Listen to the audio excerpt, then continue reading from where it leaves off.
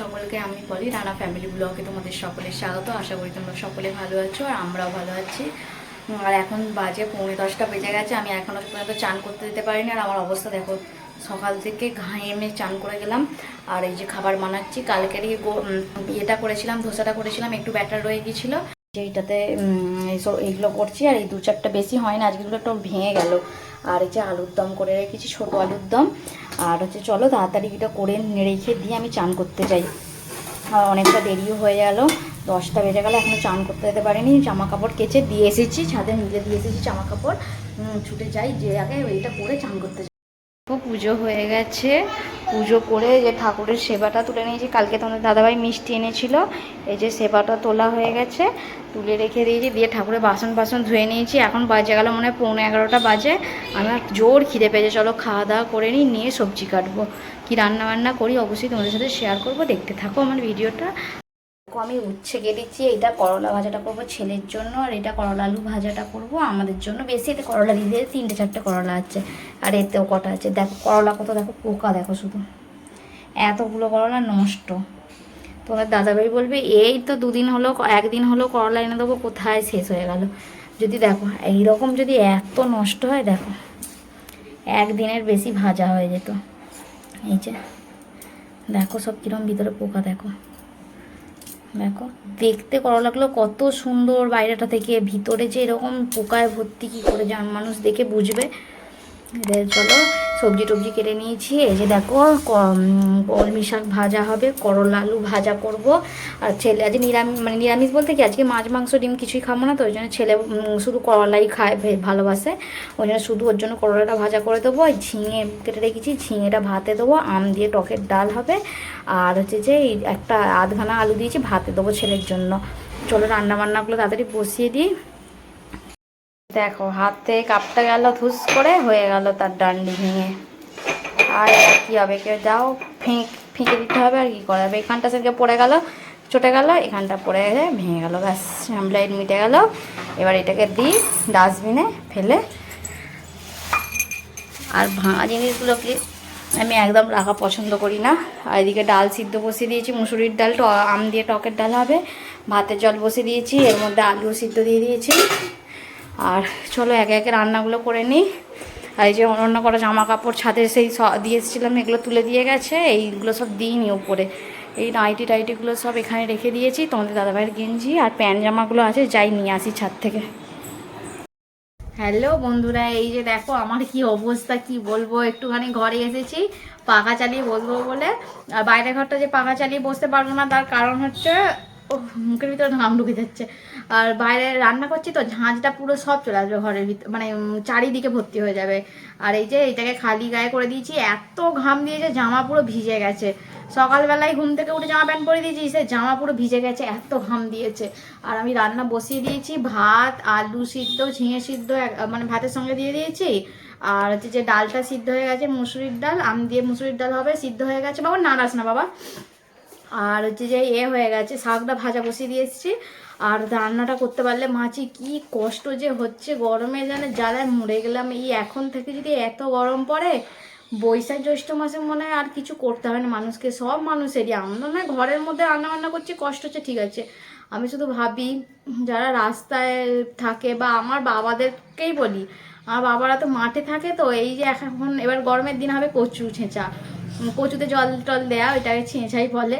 আর সে মানে মাঠে থাকে, এত তাদের কষ্ট হয় যখন। আর যে হয় সেটা বলবো না, আমার বাপি একাই যে মাঠে চাষ করে নয়, অন্য সব লোকই করে। রাস্তায় যারা রিক্সা টানে বা ট্রলি ভ্যান টানে, বা রাস্তায় যাদের কাজ, রাস্তা সাফাই করা, সবারই ভাবি গরমেতে সত্যি মানুষের কত কষ্ট। মানে রাস্তা দিয়ে যখন তোমাদের দাদাভাই যখন দোকান থেকে আসে, বলে একটা লোকজন নেই রাস্তায় যখন গরমের দিনে। আর এখনই এমন হয়ে গেছে না, দুপুরবেলা পুরো নিস্তব্ধ চারিদিক। এই মানে এখন তো 12টা বাজে, ওই মানে 1টা-1:30টার পর থেকে যেন মনে হয় কোনো আওয়াজ নেই, সারা শব্দ নেই। আর 2-3টের সময় তো কোনো আওয়াজই নেই, 2-1টা গাড়ি যদি যায়। আর মানে এইসবই। আর রান্নাবান্নাটা বসিয়ে দিয়ে দিয়েছি, চলো পাখাটা চালিয়ে দিই। পাখাটা বন্ধ করে কথা বলছি তো বড্ড কষ্ট হচ্ছে, একটু পাখার নিচে বসতে এসেছি। আর পাখাটা চালিয়ে দিই, ছেলেটাকে চান করতে যেতে বলছি, 12টা বেজে গেছে। আর 2টো দিন, যে আজকে শনিবার, রবিবার আর সোমবার, 2 দিন ছুটি। সব মঙ্গলবার থেকে ওর ডিউটি শুরু, আমারও ডিউটি শুরু, ওর বাবারও ডিউটি শুরু। সব পুজো করে রান্নাটা ঝাঁটাঝাট করে নিলাম, নিয়ে ফ্যানটা চালিয়ে একটু বসতে পারলে তখন মনে হয় বাঁচি। আর যে স্কুলটা চালু হয়ে যাবে গরমের মধ্যে, কি করে স্কুলে থাকবে জানি না। ওই যে হরহর হরহর করে জামাগুলো বুট পরে যা কষ্ট হবে, ছেলেগুলো ঘেমে চান করে যায়। আর বন্ধুরা এই যে দেখো আমার রান্না বান্না হচ্ছে এখন। এই যে করলা আলু ভাজা হচ্ছে, আর ডালটা বাকি আছে, ভাত হয়ে গেছে। এই যে ছেলের জন্য শুধু করলা ভাজা হয়ে গেছে, আর এই ঝিঙে ভাতে দিয়েছিলাম, ঝিঙে ভাতাটাও রেডি হয়ে গেছে। যখন খাবো শুধু কাঁচা পেঁয়াজকে একটু কুচিয়ে মেখে নিলেই হয়ে যাবে। কি এত কষ্ট হচ্ছে, কিছু সেইভাবে দেখে উঠতে পারছি না রান্নাবান্না, মানে কোনো রকমের রান্নাবান্না করে ছাড়তে পারলে বাঁচি, এই অবস্থাতে আছি। আর ছেলেকে চান করে দিয়েছি, তারপর জামা প্যান্টগুলো কেচে মিলেও দিয়েছি, সব ব্যালকনিতে মিলে দিয়েছি। আর ছাদ থেকে জামা কাপড়গুলো নিয়ে চলে এসেছিলাম, আর এসে সব যেগুলো ভিজেছিল সেগুলো ব্যালকনিতে মিলে দিয়েছি, আর যেগুলো শুকিয়েছে সেগুলো চেয়ারেতে রয়েছে, অন্য কটা দিয়ে গিয়েছিল তুলে। আর টকের ডালটা করতে পারলে আমার ব্যাস করে বাসনগুলো মাজতে পারলে আমি বাঁচি। আর ভালো লাগছে না, ভিতর থেকে না শরীরে ইয়ে হয়ে যাচ্ছে, ফেটে যাচ্ছে গরমেতে। আর চলো রান্নাবান্নাগুলো সেরে নিই, তারপরে একবার তোমাদের সাথে পরে শেয়ার করবো কী কী রান্না করেছি না। এই যে আমার রান্নাবান্নার পালা মিটিয়ে দিয়েছি, দিয়ে সব বাসন টাসন ধোয়াধুয়ি সব হয়ে গেছে। আমি এখন যাই যে জামা কাপড়গুলো চেঞ্জ করি, এটা পরে থাকা অসম্ভব, পুরো ঘামে দেখছো না, এগুলো সব ভিজে গেছে পুরো একদম। আর এই যে ঢাকাঢুকি সব দিয়ে রেখে দিয়েছি রান্নাবান্না, এই যে। আর এখানে বাসন কোসন সব ধোয়াধুয়ি করে নিয়েছি, গ্যাস ট্যাস পোছাপুছি সব সমস্ত কাজ সেরে নিয়েছি। আর আমি চাইছি আগে দেখো, দেখলে কেউ বলবে যে আমি মানে ঘেমে ঘাম দিয়ে এরকম হয়েছে, সবাই ভাববে দেখো, সবাই ভাববে মনে আমি মুখে জল দিয়েছি, কিন্তু জল টল কিছুই দিইনি। এই যে ঘামেতেই আমার এই অবস্থা। চলো আমি জামা কাপড়গুলোকে কেচে নিই, এই জামাটা চেঞ্জ, বাবা না আমার গায়ে হাত দিস না, আমার গায়ে ঘামে ভর্তি। আর জামাটা চেঞ্জ করে নিয়ে তবে আমি শান্তিতে একটু বসতে পারবো। আর চলো দেখতে থাকো আমার ভিডিওটা, আমার পাশে থাকো প্লিজ। দেখো ড্রেস টেস সব চেঞ্জ করে নিয়েছি, নিয়ে এবার একটুখানি শান্তিতে বসতে পারবো। আর তার মধ্যে এই জামা কাপড়গুলোকে গুছিয়ে তবে আরামে একটু বসবো। সমস্ত কাজ তো হয়ে গেছে, জামাগুলো কেচে মিলেও দিয়েছি, একটু গা ধুয়ে নিলাম। না গা ধুলে আমি থাকতে পারছিলাম না, আমার এত কষ্ট হচ্ছিলো। দিনে দুবার করে গা ধোয়া হয়ে যাচ্ছে, কালকেও দুবার গা ধুয়েছি, আজকেও দুবার ধুতেই হবে মনে হচ্ছে, না হলে হবে না। আর এই যে ছেলেকে চান করিয়ে দিয়েছিলাম, বললাম তো তখন। আজ বেডশিট বালিশের কভার সব চেঞ্জ করে সব কেচে দিয়েছিলাম, সবই মোটামুটি শুকিয়ে গেছে। শুধু তোমাদের দাদাভাইয়ের প্যান্ট মোটা তো ওই কোমরের কাজগুলো, ওইগুলোই ভিজে আছে, ওইগুলো ব্যালকনিতে দেওয়া আছে থাক। আর এই যে এখন গাটা ধুলাম বা চান করেছিলাম সেই জামাগুলো সব ব্যালকনিতে দিয়ে রেখেছি। এই জামাগুলো এই কটা দিন পরছি, সব রঙগুলো ফেড হয়ে গেছে ছাদে দিয়ে। চলো জামা কাপড়গুলো গুছিয়ে নিয়ে একটু আরামে বসবো, তারপরে একবার তোমাদের সাথে পরে দেখা করছি। এই যে রান্নাবান্না কী কী হয়েছে দেখে নাও। করলা আলু ভাজা, আজকেও হচ্ছে যে আম দিয়ে টকের ডাল করেছি আজকেও। আর হচ্ছে বেশ ভালো লাগে গরমকালে আম দিয়ে টকের ডাল খেতে, সবারই ভালো লাগে। আর ছেলের জন্য করেছি শুধু গোটা গোটা করলা, গোল গোল করে করলা ভাজা, কলমি শাক ভাজা আর ঝিঙে ভাতে। এদের শুধু পেঁয়াজটা দিতে বাকি আছে, সব কিছুই দেওয়া আছে, কাঁচা লঙ্কা, নুন, তেল সব দেওয়া আছে। যা সুন্দর লাগে খেতে। তোমরা কে কে এরকম ঝিঙে ভাতে করে খাওয়া আমাকে অবশ্যই কমেন্টে জানাবে। আর এই যে ভাতের সঙ্গে একটা আলু ভাতে দেওয়া রয়েছে, যদি কেউ আলু ভাতে নেয় তো নেবে। চলো ছেলেকে আবার খাইয়ে দাইয়ে দিয়ে ওকে আবার শোয়াবো। এই যে দেখো আমি এখন ছাদে চলে এসেছি, একটু মেঘ মতো হয়েছে। আর কি জানে বৃষ্টি হলে তো ভালোই হয়, যা গরমের মধ্যে একটু বৃষ্টি হলে সবাই শান্তিতে থাকতেও পারা যায়। গরম যে কি বলবো। জল দেওয়া হয়ে গেছে, আর বাইরেটা একটু তোমাদেরকে দেখিয়ে দিই। দেখো রোদ্দুরের মানে গরমের ভাবটা আছে বেশ ভালোই। এই যে এখনও অনন্য আসেনি, ও আসলে ওর সঙ্গে একটু গল্প করবো, করে আবার যাবো নিচে, যেয়ে ছাদ থেকে নিচে যেয়ে সন্ধে টন্ধে দেবো, জামা টামা চেঞ্জ করবো, গা ধোবো। কি সুন্দর পাতাগুলো সবুজ সবুজ।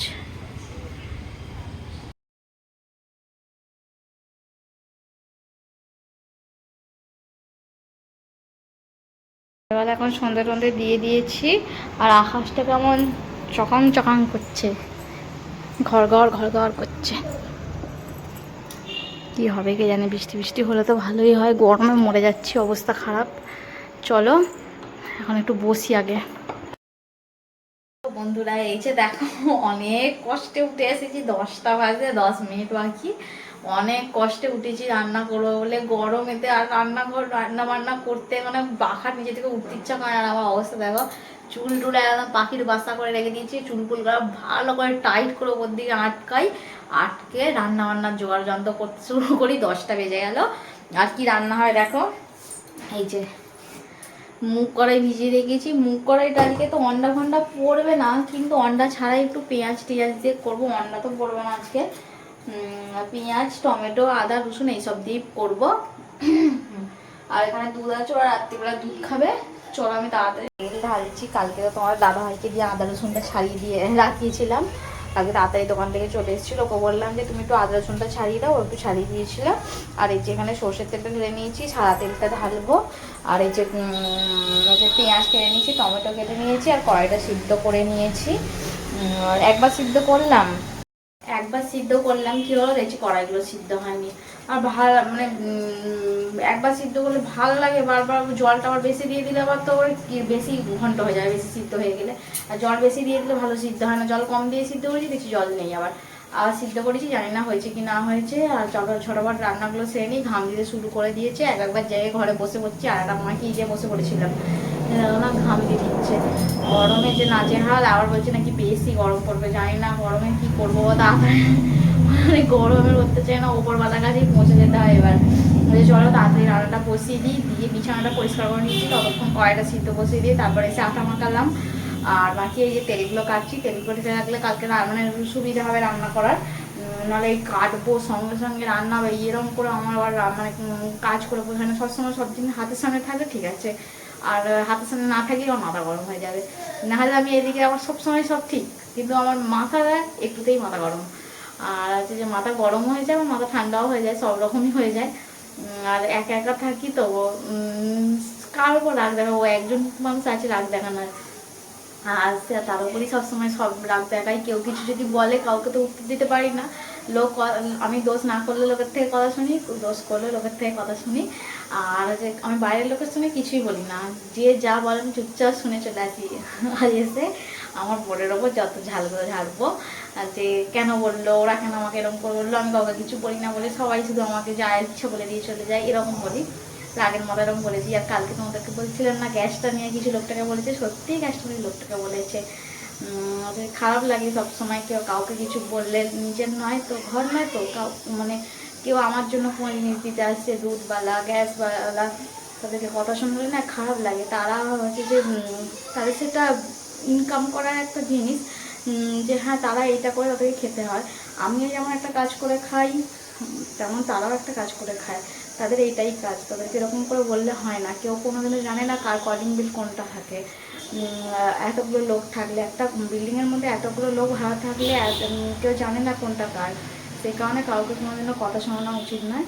আচ্ছা চলো, আর সব বেকার কথা বলে লাভ নেই। কালকে যা হয়ে গেছে আজকে কড়াইটাকে করবো, তার মশলাটা ভালো করে কষে নিচ্ছি। আদা রসুন পেঁয়াজ জিরে ফোড়ন দিয়েছিলাম, লঙ্কা গুঁড়ো হলুদ গুঁড়ো টমেটো নুন একটু চিনি সব কিছু দিয়ে দিয়েছি। ভালো করে মশলাটা কষে নিয়ে কড়াইটা দিয়ে কষিয়ে একটু জল দিয়ে দেবো অল্প করে, একদম ঘন ঘন করবো। এই যে দেখো তরকারিটা করে নিয়েছি, তরকারি করে গ্যাস পুছে বাসন টাসন ধুয়ে নিয়েছি।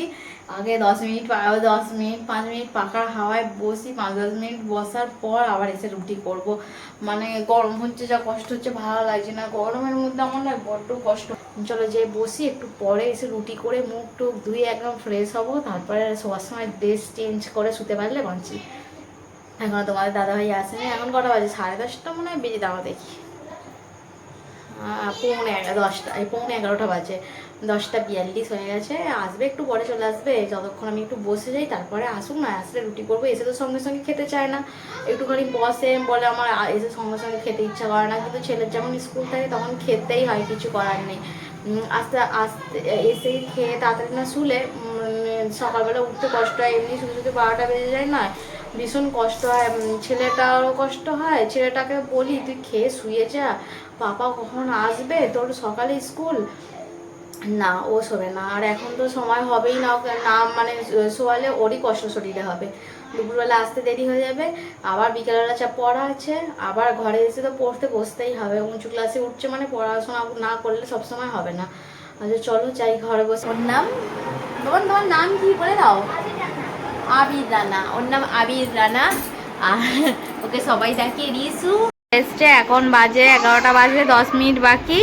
আর এই ছেলেটা দেখো না, ওর পাপা আসলে হলো, ওই সারাদিন দেখছে বাবাকে, তবুও ওর পাপাকে দেখে শখ মেটে না। এই যে এসে গেছে, বেলা নিয়ে এসেছে 1 বস্তা মুড়ি, ম্যাগি, আর এসেছে হেনা নিয়ে এসেছে। ভাবলাম একটু হেনা করব, চুলটা আমার দিন দিন ব্রাউন হয়ে যাচ্ছে একদম। হেনাটা নিয়ে এসেছে, হেনাটা একটু রাত্রিবেলা ভিজিয়ে রেখে দেবো, কালকে সকালবেলা করব। হ্যালো বন্ধুরা, এই যে দেখো আমরা এখন রাত্রিরে খাবার নিয়ে বসে গেছি। কটা বাজে এখন? 11টা 20 বাজে। আমি এই রান্না করে এলাম, আর তোমাদের দাদা ভাইয়ের মুখ ভার হয়ে গেছে আজকে তরকারি দেখে। আজকে ডিম টিম দিইনি বলে ওই জন্য তরকারি দেখে তার রাগ হয়ে গেছে। তা তো আমি পেঁয়াজ রিং রিং করে কেটে নিয়ে এসেছি, তার মধ্যে বিট নুন দিয়ে দিয়েছি, লেবু নিয়ে এসেছি, কাঁচা লঙ্কা নিয়ে এসেছি, এখানে 2 রকম মিষ্টি আছে, দুধ আছে, হচ্ছে যে সব কিছুই আছে। আর এখন আজকের মতো খেয়ে নিতে বললাম, অন্যদিন ডিম দিয়ে করবো। ওর বলছে এইরকম করে খাওয়া যায় না, এই সেই বলছে। চলো আজকে খাওয়া দাওয়া করে নিই।